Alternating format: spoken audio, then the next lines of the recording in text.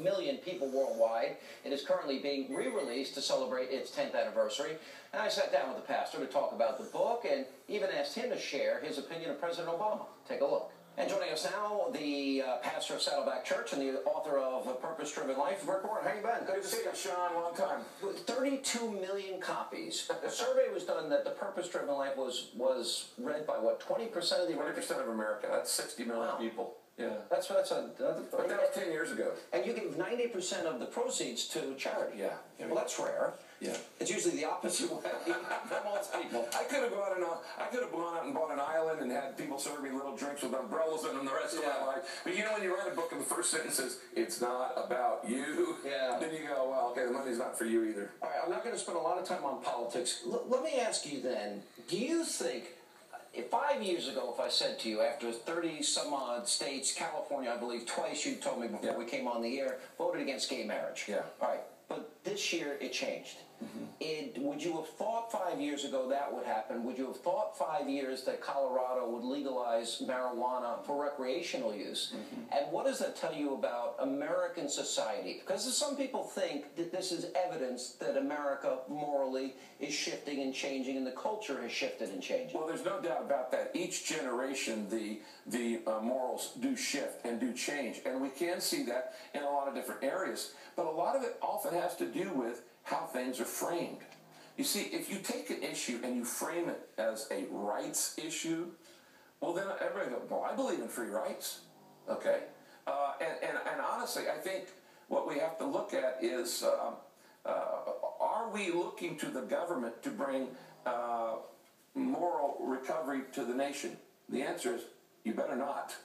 Because that's never happened. It doesn't happen. If there's going to be a moral recovery in America, it's not going to happen by laws. If I actually thought that you could change people's behavior by making laws, I'd become a politician. Thomas Paine, in Common Sense, said government in its best state is but a necessary evil, and its worst state an intolerable one. He also said that if the guides and dictates of conscience were irresistibly obeyed, there would be no need for any other lawmaker. And then that not being the case, America, our founders and framers, adopted a system of limited government. That's changed. People look to the government to be their answer. Well, it changed because trust has gone down. The greater the trust in a relationship, this is true in a marriage, it's true in an organization, it's true in a government, it's true in a nation.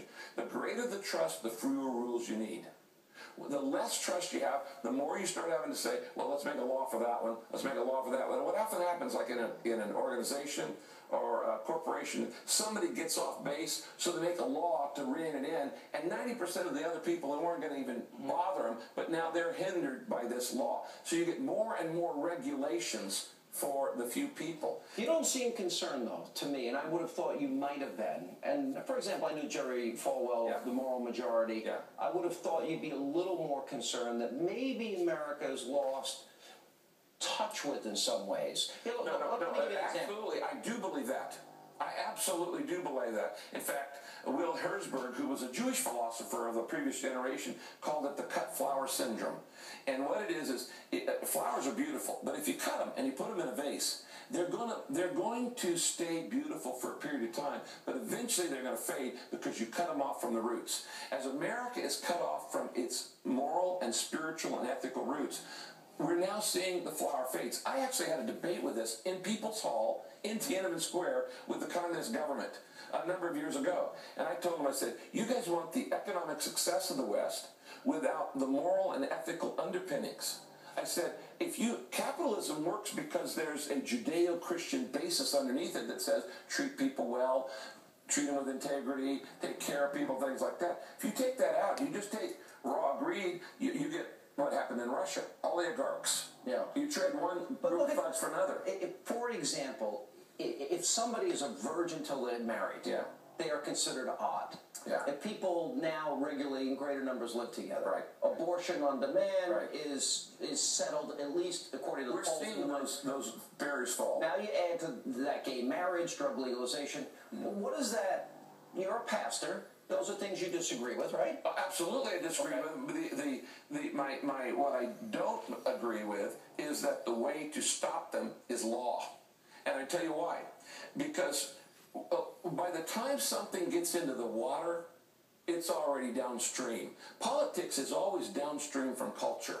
When you start making a law to stop this, stop that, it's already in the culture. Do you, you met President Obama back in 2008, and I know you don't like to get into politics, but and just say you don't want to answer if you don't want to answer. What do you think of him? What do you think of how he's governed?